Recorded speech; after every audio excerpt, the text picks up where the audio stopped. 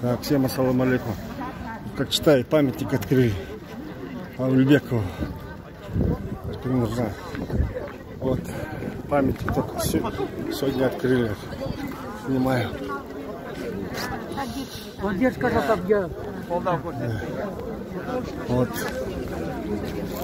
дверка.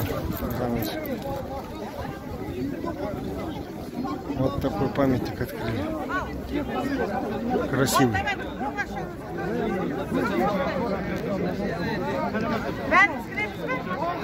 Вот этот человек должен был быть по совести и по душе, должен был быть первым президентом Казахстана. По совести. А по политическим раскладам вот, то, что имеем и имеем. Мы бы сейчас по-другому жили, если он был президентом. Этот человек был большой совести. Эти все люди добровольно пришли, их никто не приглашал, не созывал там, когда кто-то приезжает.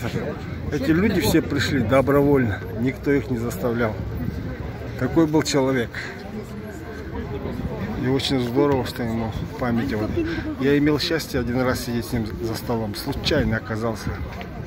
Он приехал как чита. Я к одним своим знакомым пришел. Он сидел, чай пил.